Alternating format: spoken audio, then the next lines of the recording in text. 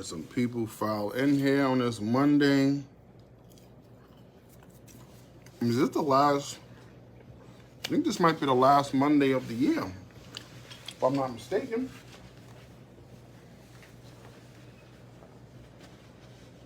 This is the last Monday of the year.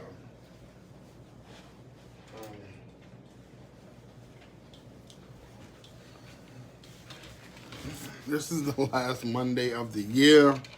How was you guys' Christmas? How was everything?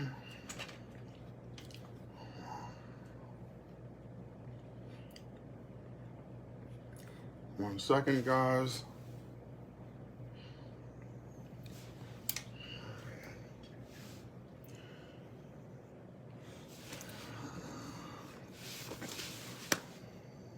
Yes, it's the last Monday of the year.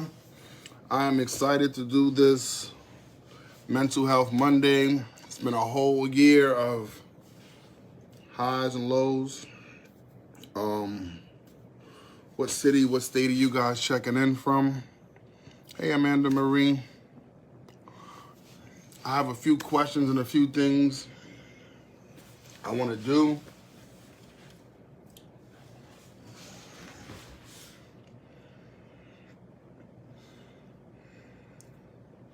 I have a few questions and a few things I would love to do going into this Mental Health Monday. I'm gonna get into all of that. I'm about to ask you. First, I just want to know, how was your Christmas? How was you guys doing? Aaron, I'm gonna add you. Just give me 2-3 minutes. Don't worry. I got a special guest today I'm bringing in for this Mental Health Mondays. I just hope you guys had a wonderful Christmas. I hope you guys smiled. I hope you guys enjoyed your day. I hope your kids were happy. And I just wish you tons and tons of blessings. But if you can change one thing about yourself going from 2022, going into 2023, what would you change about yourself? What would you change? Would you change, hey Rory, would you change being more patient? Would you change, I got you, Aaron. Just let me open this floor up really quick, and then I got you. I got a special guest I'm bringing in today, a good friend of mine, a good friend of my family's. But if you can change one thing about yourself going into the new year, what would it be? Would it be the time you spend with your kids? Would it be reading your Bible more? Would it be looking for a new job? It could be a ton of things. For myself, if I could change one thing about myself going into 2022, going into 2023, it would be definitely to have more patience and definitely to be more observant when it comes to the people that are around me, and not just be so easily ready to establish certain friendships. It would be that. But I have a good friend of mine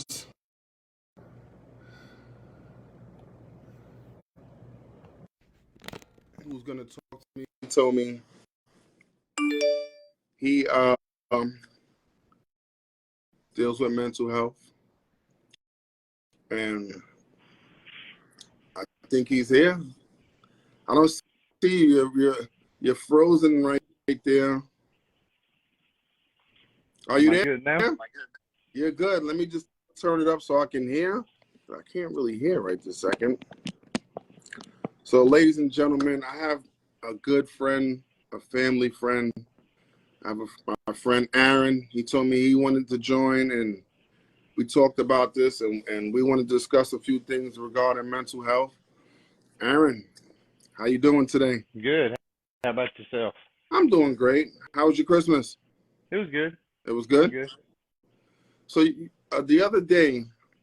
But see, I keep center of the camera no Huh? matter where I go. I keep Oh, center I of don't the have camera. that. My wife had that one, so when I'm right here doing this, I don't get a chance to spend with it. That was a beautiful gift. I don't know if it was for me. I told her it was for me. She said it was for her. It was for both of you. All right, there we go. There we go. So, Aaron told me it was for me. Oh, what I wanted to ask, Aaron, is you told me the other day, and I didn't even get a chance to even talk to you about it. So I hope that everything that we're talking about is we're good to talk about. Yeah. But you told me the other day, you said, I would love to join one of your mental health Mondays. And I was like, okay. But you said because I deal with some things as far as mental health goes. And we left it at that. So Yep. I didn't even get a chance to go into detail. I didn't get a chance to talk to you about it. What is it? What is some of the things you can say you deal with as far as mental health goes? So, to simplify this, you don't always know the people and what they're struggling with. No matter if it's your family, if it's not, if it's somebody you think you know very well, it's not necessarily visible. Yes. Okay.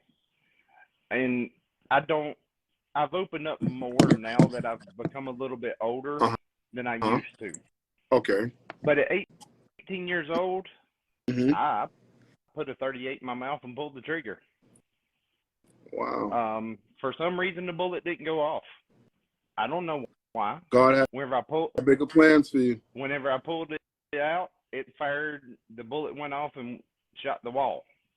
I mean, that was 18 years old. Mm-hmm. I've had those struggles ever since. It's not been. I mean, I've got a wife, I've got kids, I've got a good job, I've got it all.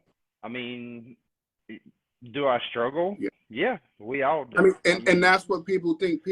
I think people think mental health is sometimes somebody that may not be married or may not have a good job, or I think the assumption, the right word would be, people think that people that have their ducks in a row may not struggle with mental health, and that's so far from the truth. Because that was one of the reasons I kind of wanted to join yours. Because again, I've got the job, I've got a good job, I've got the wife, I've got 5 kids between me and my wife. Wow. I play with classic cars. Yes. I'm good at a mechanic. Yes.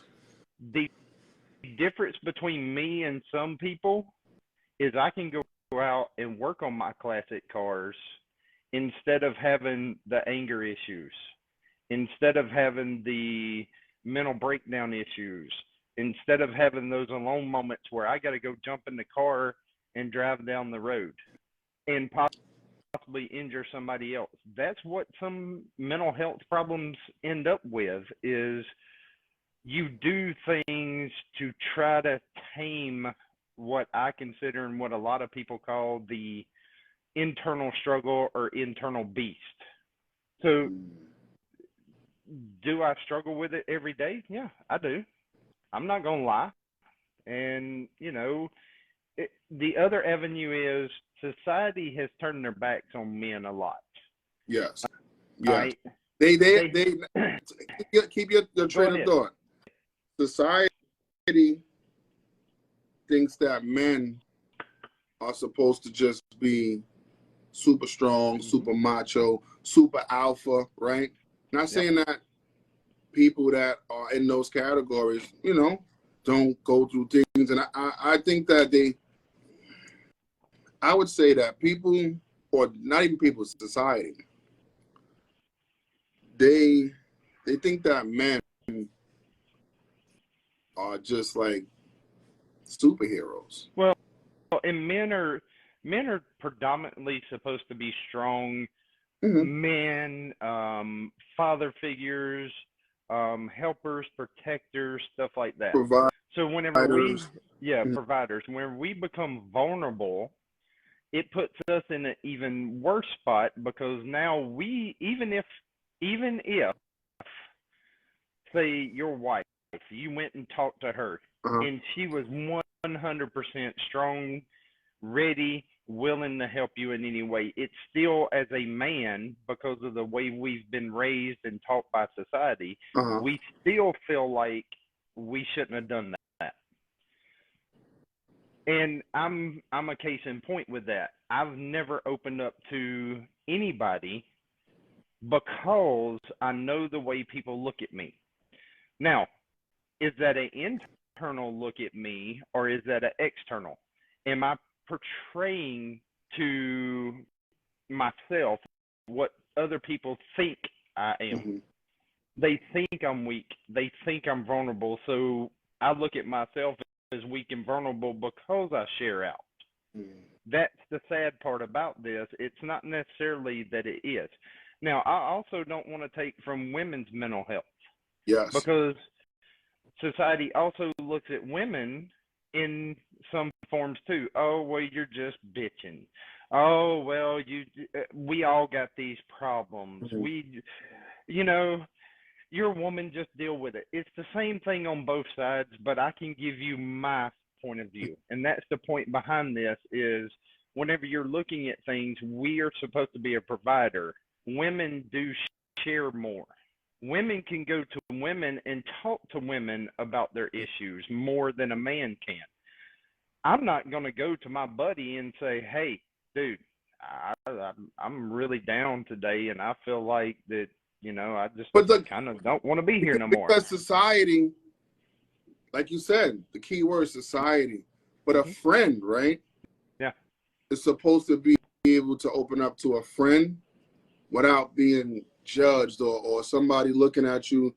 I think that's the problem, I think, in society, like you said, because if one of my friends came to me and told me, hey, I feel down, I feel sad, or I'm depressed or whatever, I don't think, to me, that's, just my personal opinion, I don't look at that as a sign of weakness or a sign of something that when he leaves, I think is funny.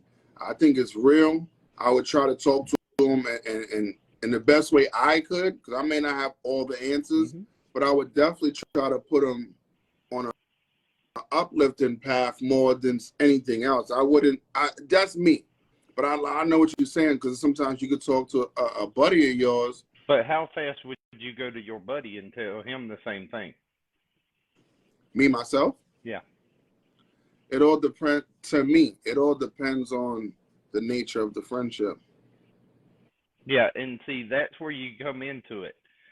I truly don't have any close friends, okay? Mm-hmm. Whenever I say that, I mean, I don't have people come into my house. I don't have weekend hangout buddies. Mm-hmm. I don't have that. I really never have had that. I was born an only child. Okay. So I've literally struggled with the attachment to people, the trust in people. That's what I think. That's the key word. That's another one. Trust. And that's another one. You don't want to tell somebody something that you confide in, and that's something that you really want to get off your chest. Mm-hmm. And then he breaks your trust and tells somebody else your business. Or like sometimes things are just, if I want the type of friendship that if somebody comes to me, then this is the confidentiality between us two, to just have a personal man-to-man talk, and it stays right here. It doesn't have to leave the room. You know what I'm trying to say? Yeah, and that's part of it. Is it takes a lot for me to trust somebody to those levels. Okay, now I'm opening up right here on an open forum because I see this too much. We have 22 a day, military guys, 22 a day. You were in the military? No, I was not. Okay. But I'm bringing it out that 22 a day go down because they can't handle it. We've got 80% of suicides are men. The suicide rates have skyrocketed in the last 10 years. Yes. And that's all across the board.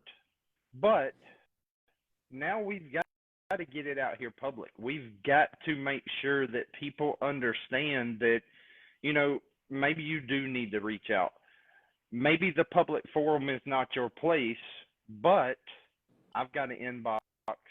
You've got an inbox. Mm-hmm. I guarantee you hit me up. I don't know who you are. Mm-hmm. Female, male, I don't care. But that's why I'm glad you're here, because I me. hope that, not even to cut you off, when I do my mental health Mondays, I go into it with the approach of just having to reach one person, Yep. right? If I could reach one person at the end of my life and somebody tells me, hey, Mr. Baxter, I'm thankful to be here. I appreciate it being here. I needed to hear this. That's all that matters to me. I don't care about how many people are watching. I don't care about none of that. It's only to reach. I mean, if I can reach more, of course, I'm thankful. But if one person could take something from it, then I know it's not just in vain. You know, I had a son.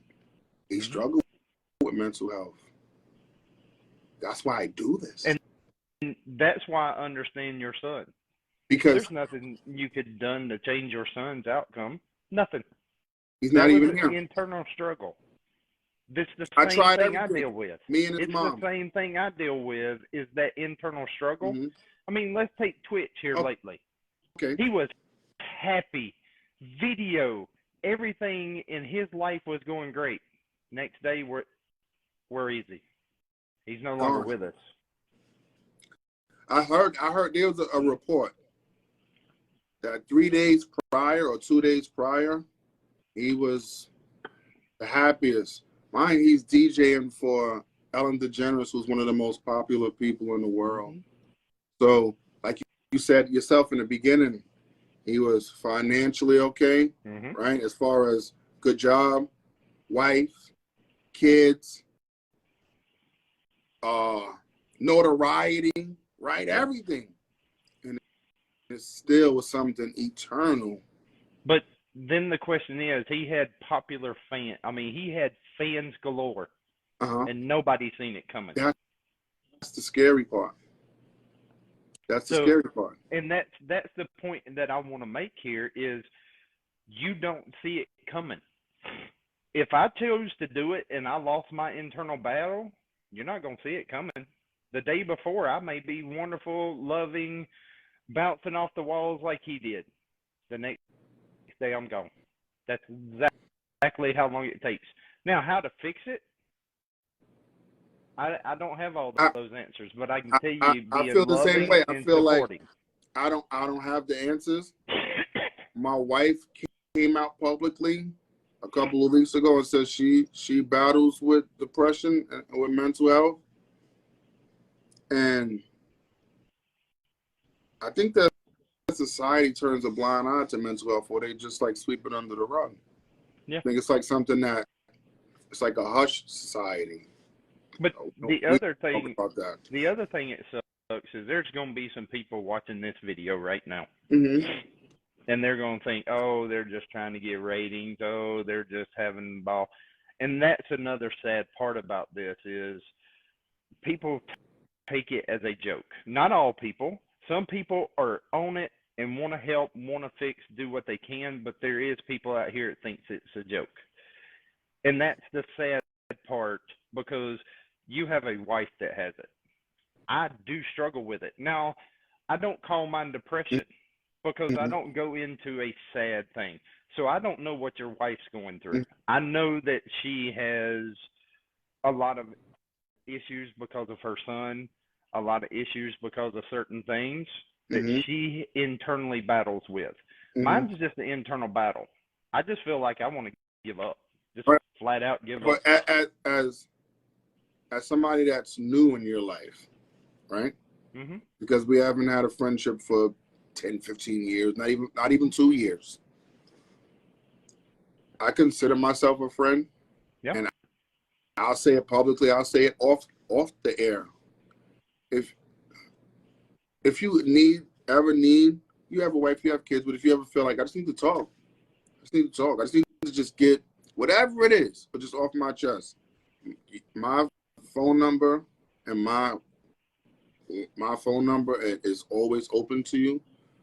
And I would hope, for the sake of your children and your wife and for the other people in your family that do love you, you continue to push, you continue to fight, because you're a genuine person, you're an honorable person. And in the short amount of time that I have got to know you, I have nothing but praises for you. And I want you to just keep fighting, Aaron, because Well, and you're an amazing human being. I do, and I'm to a point now that where I know how to handle mine. I can go out here and work on a car. I can go out here and control mine. I can go out here and preoccupy my mind. Mm-hmm. It's those dead times in certain people's minds Mm-hmm. that my family would be better off without me. My friends would be better off without me. Why am I even here? Those are the things that creeps up in people that have the struggles. Now again, I've kind of conquered mine to where I can go out here and work on a car, or I can go out here and indulge myself in just sitting quietly around the fire, nobody disturbing me, Mm-hmm. and I can handle mine. That's what you've got to help other people with. How to How control to control. those moments of when those thoughts try to creep into your head, Yeah. because the enemy or the devil, whatever you want to call it, he will try to trick people into believing you don't need to be here. Your family is good. These are all things that are not accurate, but if listened to, Mm-hmm. can be lethal And consequences, it because can. there's no coming back. You can't replay it. So like you said, when you put that in your mouth, and through the grace of God, it didn't happen. But if it would have had happened, which I'm glad it didn't, you can't. There's no replay. There's no hold on, Mm-hmm. or for the certain people that have committed suicide, there's no do-overs. There's no hold on. Let me think about it again.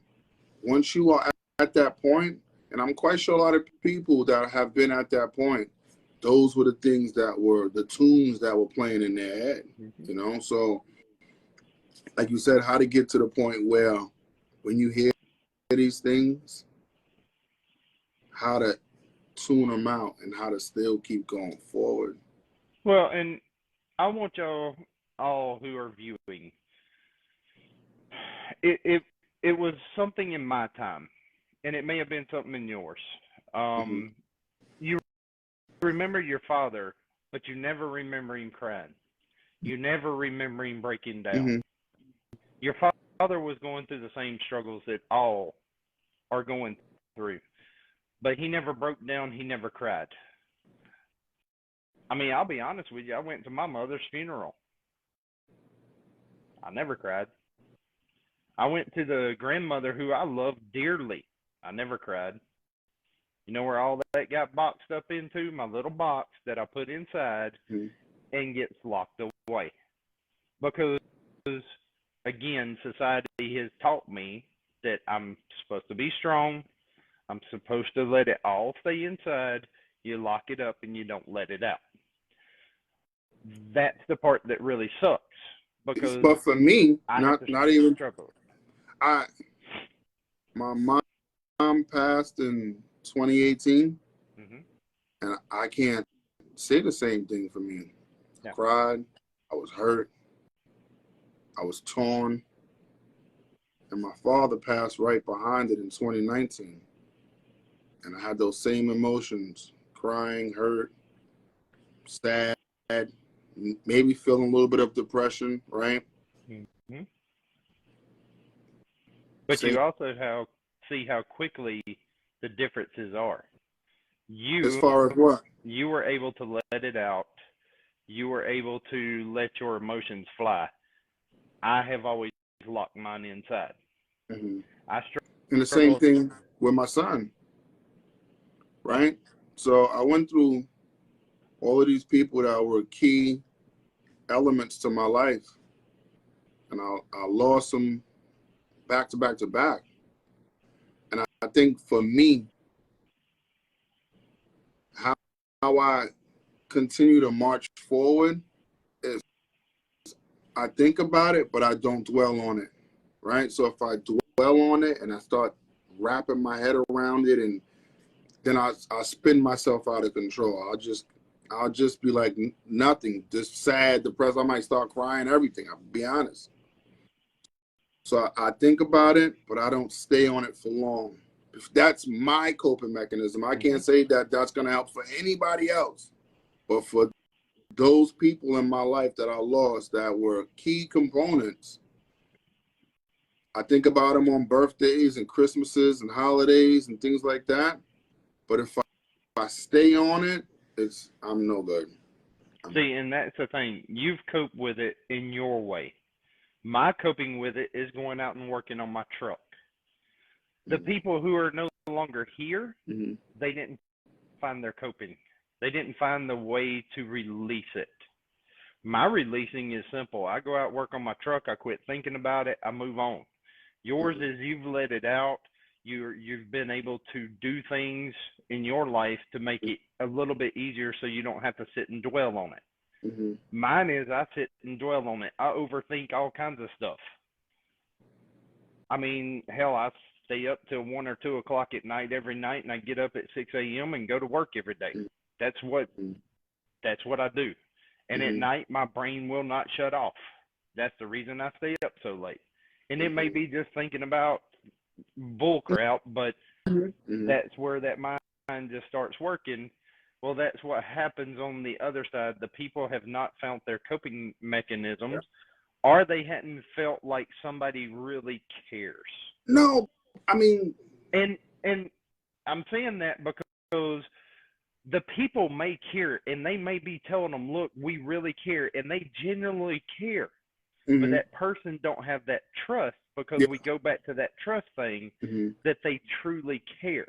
Those people in their lives may love them dearly and really want to help and really care and really want to do things. But internally, they're going, I don't think they do. Do they really care? Especially in the Twitch situation, is this going to be on TMC next week? Me breaking open to somebody, is this going to be on TMC? When you're a public figure, now you looked at in a different light, right? And that's the thing. So it's like, for my wife, right? Of course, she may not have the notoriety of a Twitch, right? God bless him. She's still a public figure. No, she's a public figure. And for her to come out, because in the beginning for me, I was more under like, let's just keep it under wraps for right now, because the internet could be cruel, right? The internet is undefeated, but it took guts. It took maybe somebody can hear my story and it can help somebody. And for that, I applaud her, because I'm like, you could have kept it to yourself and just dealt with it and just disappeared off the scene. I'll fill right in and keep the boat rolling. But she decided to do it, and I think that's the connection to a lot of people that follow my family. I think it's the transparency, right? We've been an open book, whether it was favorable or not in some people's eyes, whether it was my son or my son having a seizure. My son was, battling seizures, and through the grace of God, he's been doing amazing over the last year and some change. But everything that we have dealt with, we put it right there, because you never know who else might be going through those same battles. Look at your son now. Your son now has bone issues. Sometimes it looks, I can see what people see, okay? I know that boy's got a great personality. He is doing everything. He's happy. He's having a good time most of the time. You know, whenever he's working around on that floor or he's working around in that bed, that is something you are sharing with the public. Now, Mm-hmm. I know people on the internet because again, there's some hateful little Yeah, things yeah, we ain't even out got it. there. Yeah, uh-huh. But some of them are looking at it, well, they're just using him. No, you're actually using him in a different way than what they realize. Yes. How many people have the same issues?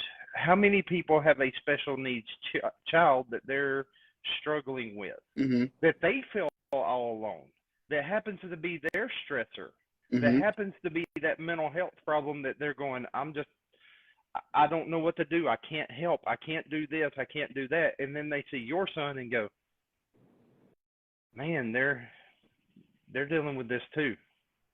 Man, I can watch some of the things. Look how happy he is. Mm-hmm. He's a freaking huge personality when you Yes. see him. Yes. And that's something that helps people cope a little bit because they get that moment with those videos. Mm-hmm. They get to see that they're not alone. Now, I understand that some people on the internet, just like we just said, they're going to look at it in a whole different light. Yeah. But I also know who he is. Now, you're helping somebody by doing that. Your wife come out and telling everybody that, look, I'm a public figure. Yeah, I'm not huge, but I'm a public figure to a point, and I struggle with it. I'm coming out and saying, look, hey, I'm a nobody. I run some videos. I work. I'm just a normal, average person. I struggle with it. Every one of us struggles with it. How to fix it? Again, I don't have the answers. You don't have the answers. Each person has their own way of dealing with it. Now, as a family member or somebody that cares about your friends, one, check on them. Yes. Two, sit down and actually have a caring conversation with them. I know life is busy. It's constantly busy. I literally have three screens up behind the camera right now Mm-hmm. that I'm in here working. It's busy. It's struggles. It's constant movement. But take that second out and have a moment. It's Share just your heart with activate how somebody. you doing. Yeah, How you feel. share your heart with them for a second. Mm-hmm. Doesn't have to be a long, drawn-out 2-hour No. conversation. It could be 10 minutes. But in that 10 minutes, you could have changed somebody's just spiraling downward into just an upbeat moment. Well, and if they have those thoughts running around in their heads, and you engage them for a few minutes, those thoughts have to float back. Mm-hmm. Those thoughts stop for a minute Mm-hmm. because they're engaging with you now. If you take those few minutes and engage, maybe those thoughts don't creep back up today. Yeah. Maybe So even tomorrow like they right creep now, up. I don't know if maybe, I pray it does, but I hope that even just this conversation is uplifting to anything, that even if you had any thoughts, or to anybody watching, like, you know what, look at them. Mm-hmm. Look at them. You know, they're talking about it. They're being open about it. Some people may not have, like you said, the best friend, or somebody may not be married. They may not have a girlfriend. But sometimes And I some of them struggle with might. how do I get to those people, because I have my wife to lean on, right? I have my kids. I have social media. I can talk and just get it all out, whatever it is that I'm going through. But for the person that doesn't have that, how do they cope? Well, and that's where we got to reach out to strangers. I mean, you got to look at it. We were strangers just a few months ago. Yes. Now we're not. Now we're not. And it yeah, it was over a car show, going to a car show, and us just happened to chance upon each other. But that's how it works. Yeah, because somebody spoke to somebody, because somebody stopped and spoke. I mean, there's all kinds of little videos and stuff I see all the time of where a guy holds a sign that says, "I need a hug." and everybody walks by. He holds up a sign that says, "I got free money,"